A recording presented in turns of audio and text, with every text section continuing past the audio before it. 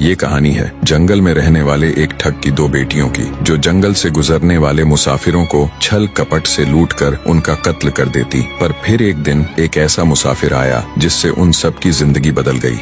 एक गुस्सैल राजा ने अपने पुत्र के किसी दोष के कारण उसे देश निकाला दे दिया। राजकुमार ने दुखी मन से अपने गुजारे के लिए 4 लाल और कुछ स्वर्ण भी अपने साथ ले लिए और भरे हृदय से अपने पिता का महल छोड़ दिया। चलते चलते वो जब शहर से कुछ दूर पहुंचा तो उसे एक साधु का आश्रम दिखाई दिया। राजकुमार उस साधु को दंडवत प्रणाम करके एक तरफ बैठ गया। जब साधु ने उसकी मायूस शक्ल और देह पर कीमती वस्त्र देखे तो साधु ने उससे पूछा, बच्चा तुम कौन हो और यहाँ कैसे आए? राजकुमार बोला, महाराज मैं राजा चंद्रगुप्त का पुत्र महेंद्रगुप्त हूँ। मुझे मेरे पिता ने देश निकाला दे दिया है, इसीलिए मैं परदेश जा रहा हूँ। रास्ते में आपका आश्रम दिखाई दिया तो मेरे मन में आया कि आपके भी दर्शन करता चलूं। साधु ने महेंद्रगुप्त की बात सुनकर कहा, वत्स तुम नेक इंसान हो और परदेश जा रहे हो, इसलिए मैं तुम्हें 4 बातें बताता हूँ। तुम उन बातों पर अमल करना। परदेश में ये बातें तुम्हारे अवश्य ही काम आएंगी। पहली यह कि परदेश में एक से भले 2 होते हैं। दूसरी यह कि परदेश में दूसरे के हाथ का बना खाना मत खाना, अगर खाना भी पड़े तो पहले किसी जानवर को खिला देना।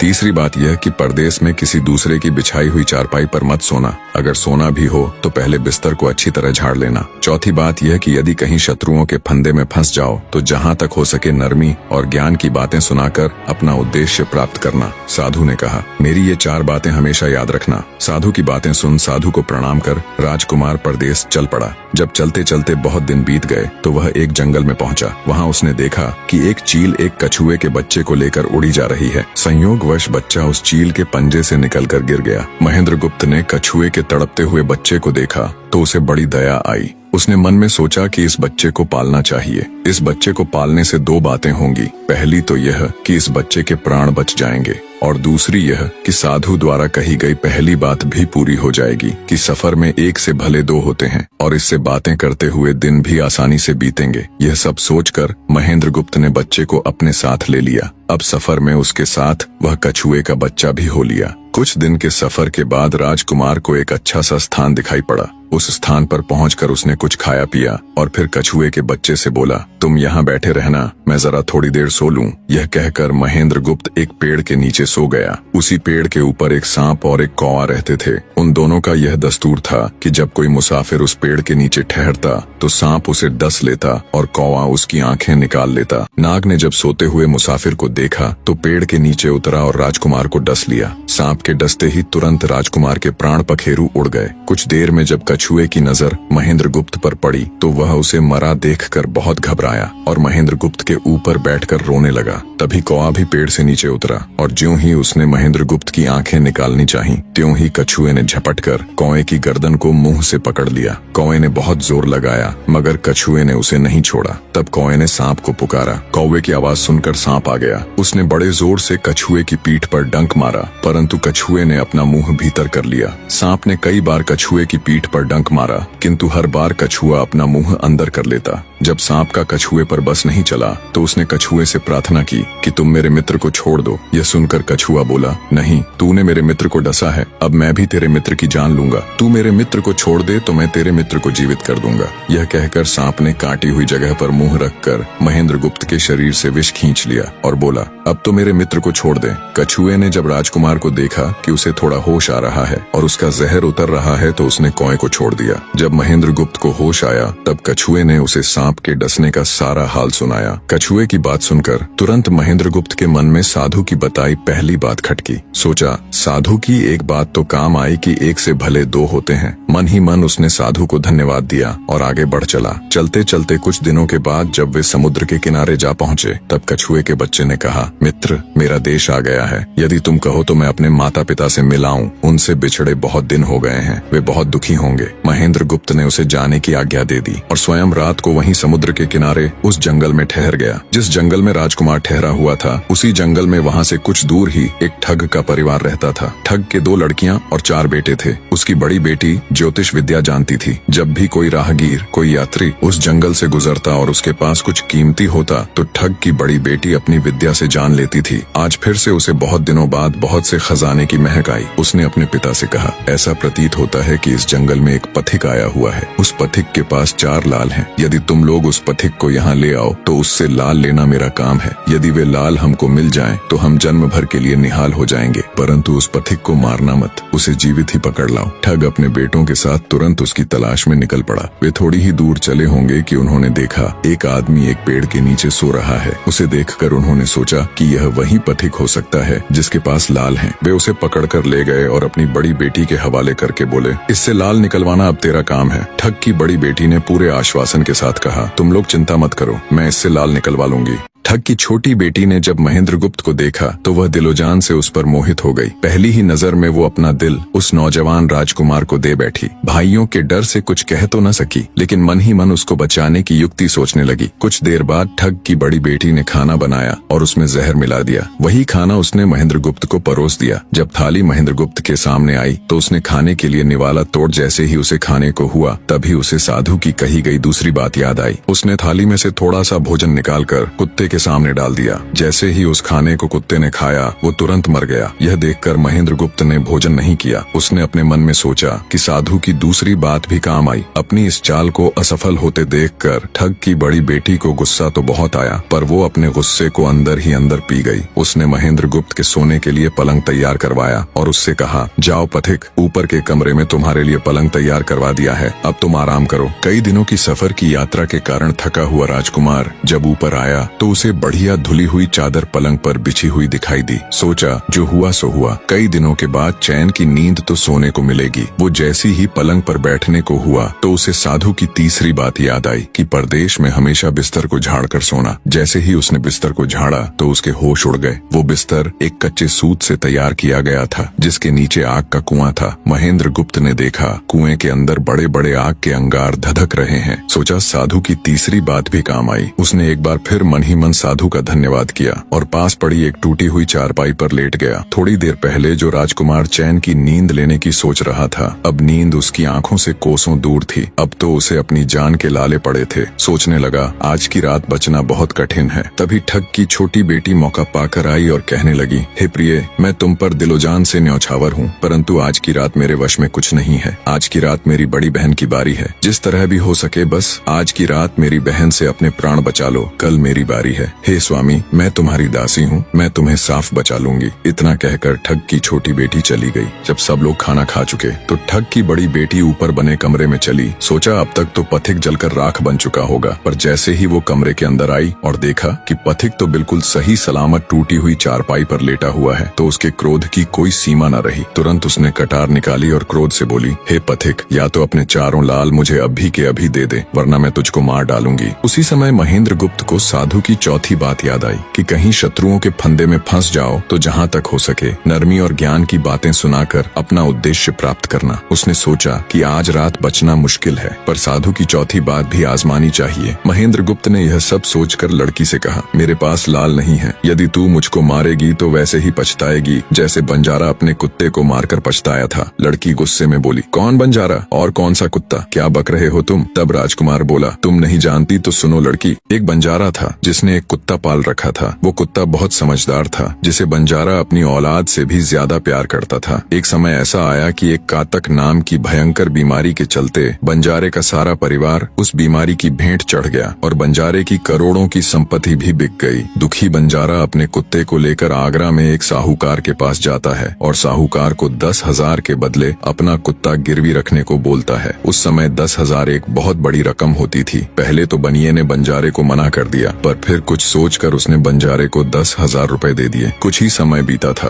कि एक रात सेठ के घर डाकू घुस गए। बंजारे का कुत्ता सब हरकत देख रहा था। सोचा भौंकूंगा तो परिवार के सब लोग उठ जाएंगे और ये डाकू उनका भी कत्ल कर देंगे। वो चुपचाप बस उनको देखता रहा। जब डाकू सेठ के घर चोरी किए हुए धन को लेकर चल पड़े तो कुत्ता चुपचाप उनके पीछे पीछे हो लिया। सेठ के पास इतना धन था कि डाकू उसे निकाल तो लाए, पर अब उनसे वो लेकर चला भी नहीं जा रहा था। दिन भी निकलने के करीब हो चला था। डाकुओं ने सोच विचार कर उस धन को एक तालाब के अंदर छिपा दिया। सोचा बाद में आराम से निकाल ले जाएंगे। कुत्ता डाकुओं की सब करामात देख चुपचाप वापस घर चला गया। सुबह हुई तो सेठ के घर कोहराम मच गया। पता चला कि चोर सारा धन निकाल ले गए। सेठ का रो रो कर बुरा हाल था। आसपास के लोग उसे दिलासा दे रहे थे। सेठ ने रोते रोते कहा, मैंने सुना था बंजारे का कुत्ता बहुत समझदार है, पर ये नमक हराम तो एक बार भौंका तक नहीं। तभी बंजारे का कुत्ता उस सेठ की धोती पकड़कर खींचने लगा। कुत्ते की हरकत देख पास खड़े एक समझदार व्यक्ति ने सेठ से कहा, सेठ जी, ये कुत्ता कुछ कहना चाहता है, हमें इसकी सुननी चाहिए। और सभी लोग कुत्ते के पीछे पीछे हो लिए। सबको लेकर कुत्ता उसी तालाब के पास पहुंच गया जहां रात को डाकुओं ने सारा धन छिपाया था, और तालाब में घुसकर अशर्फियों से भरी थैली अपने मुंह में दबाकर बाहर आया। तुरंत सेठ के नौकर उस तालाब में कूद गए और चोरी किया हुआ सारा धन बरामद कर लिया। सब देख सेठ आंखों में अश्रु लिए कुत्ते से कहता है, मुझे माफ कर देना, मैंने तुम्हें बहुत बुरा भला कहा। सेठ ने वही कागज मंगवाया और बंजारे के नाम चिट्ठी लिखी, भाई बंजारे, तेरे कुत्ते ने मेरे 10,000 पूरे कर दिए। मैं तेरे कुत्ते को तेरे पास भेज रहा हूँ। अगर तुझे और भी 10, 20, 50 हजार की जरूरत हो तो मेरे पास आकर ले जाना। इतने समझदार कुत्ते को मेरे पास छोड़ने के लिए तहे दिल से तुम्हारा धन्यवाद। बनिया चिट्ठी कुत्ते के गले में टांग उसे नम आंखों से विदाई देता है। कुत्ता घूमता घूमता जब 4-5 दिन बाद बंजारे के पास पहुंचता है तो कुत्ते को आता देख बंजारे के तन बदन में आग लग जाती है। कहता है, मैं तुझे बनिए के पास गिरवी रख कर आया था और तू वहाँ से भाग आया। तूने मेरी बेइज्जती करवा दी। गुस्से में अंधा हुआ बंजारा तुरंत पिस्तौल निकाल कुत्ते को गोली मार देता है और सिर पकड़कर वहीं बैठ जाता है। कुछ देर बाद जब उसकी नजर कुत्ते के गले में टंगी हुई पर्ची पर पड़ी तब बंजारा वो पर्ची निकाल उसे पढ़ता है। पर्ची पढ़ते ही बंजारा फट पड़ता है। वो दहाड़े मार मार खून के आंसू रोता है। पर अब भला क्या हो सकता था। बंजारे की कहानी सुना महेंद्र गुप्त ठग की बेटी से कहता है, एक और कहानी सुनो लड़की।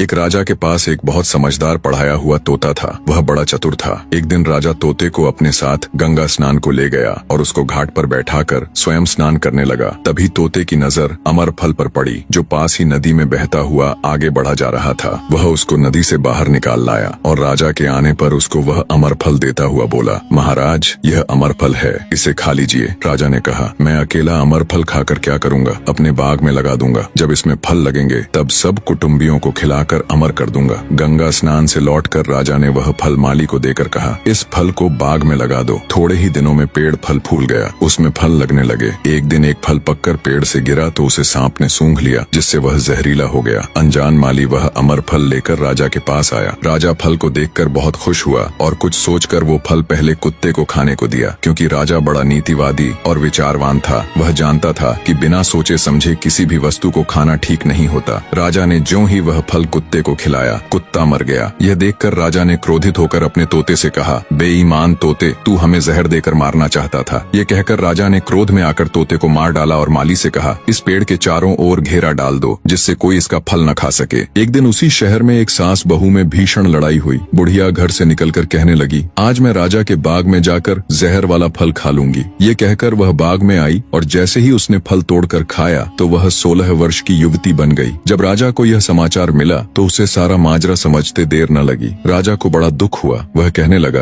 वास्तव में यह अमर फल ही है, मैंने व्यर्थ ही इतने समझदार तोते को मार डाला। इतनी दास्तान कहते कहते सवेरा हो गया। तब ठग की बेटी ने महेंद्र गुप्त से कहा, आज तो तूने मुझे बातों में लगाकर अपनी जान बचा ली, परंतु आज रात मेरी छोटी बहन की बारी है, वो तुझे हरगिज जीवित न छोड़ेगी। जब ठग की छोटी बेटी को पता चला कि महेंद्र गुप्त जिंदा और बिल्कुल सही सलामत है तो उसकी खुशी का ठिकाना न रहा। अपनी बहन को दिखाने के लिए ऊपरी मन से बोली, तुम निश्चित रहो बहन, मैं आज इससे लाल लिए बगैर छोड़ने वाली नहीं हूँ। दिन बीता और रात हुई। तब ठग की छोटी बेटी महेंद्र गुप्त के पास गई और बोली, भगवान का शुक्र है जो तुमने चालाकी से अपनी जान बचा ली। महेंद्र गुप्त बोला, तुम सब ऐसा क्यों करते हो? तब ठग की छोटी बेटी बोली, हमारी तो यही रीति है कि मेरे भाई और बाप मुसाफिरों को पकड़कर लाते हैं और हम बहनें अपनी चालाकी से उनसे माल हथिया कर उन्हें मार डालती हैं। फिर वह बोली, पर तुम चिंता मत करो, अब मेरी बारी है और मैं तो दिलो जान से तुम्हारी दासी हूँ, तुम्हें जैसा समझ पड़े वैसा ही करो। यह सुनकर महेंद्र गुप्त बोला, प्रिय, तुम भी मुझे देखते ही पसंद आ गई थी। दिल करता है कि हर पल तुम्हारे पास ही रहूं। तुम अपनी बड़ी बहन की तरह नहीं हो, तुम एक नेक दिल औरत हो, तुमसे मेरा कुछ भी छिपा हुआ नहीं है। उसकी बात सुनकर ठग की बेटी ने कहा, तुम कहते हो कि मुझसे कुछ भी छिपा नहीं है, तो फिर वे लाल कहाँ हैं? महेंद्र गुप्त ने कहा, वो चारों लाल मेरी जांघ में हैं, अगर तुम निकालना चाहो तो निकाल लो। राजकुमार की बात सुन ठग की छोटी बेटी बोली, प्यारे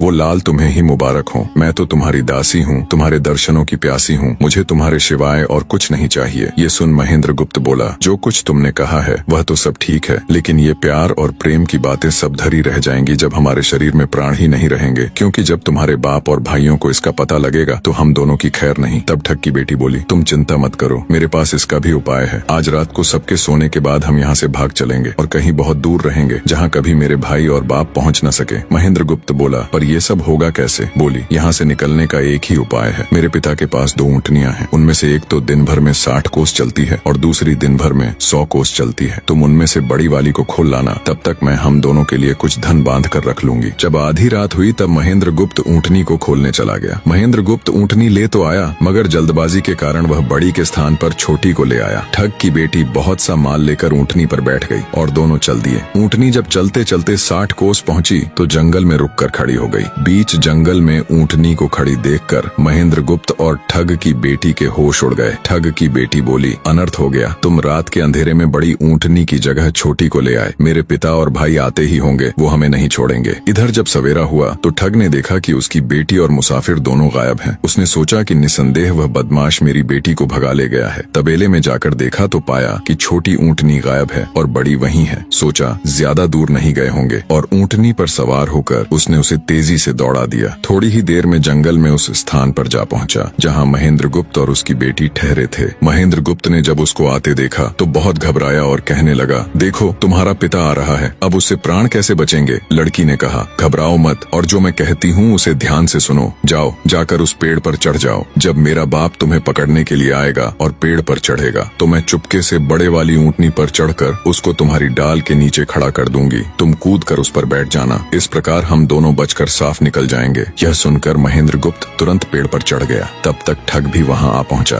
पिता को देख उसकी बेटी ने फंड करते हुए कहा, पिताजी ये दुष्ट मुझे धोखे से यहाँ भगा लाया, आप इसे छोड़ना नहीं। ये सुन गुस्से से तिल मिलाया ठग महेंद्र गुप्त को पेड़ पर चढ़ा देखकर ऊँटनी से उतरा और उसे पकड़ने के लिए पेड़ पर चढ़ने लगा। बाप के ऊँटनी से उतरते ही मौका देख ठग की बेटी ऊँटनी पर चढ़कर उसे महेंद्र गुप्त की डाल के नीचे पेड़ के पास ले आई। महेंद्र गुप्त तुरंत कूद कर उस पर बैठ गया। महेंद्र गुप्त के बैठते ही ठग की बेटी ने ऊँटनी को दौड़ा दिया। ठग हाथ देखता रह गया। ठग की बेटी और महेंद्र गुप्त कई दिनों का रास्ता तय कर एक शहर में पहुंचे और दोनों वहीं बस गए। वहां महेंद्र गुप्त ठग की बेटी के साथ आराम से दिन गुजारता रहा और जब उसके देश निकाले की अवधि पूरी हो गई तब वह उसको लेकर अपने राज्य चला गया और उसके साथ शादी कर हंसता खेलता जीवन व्यतीत किया।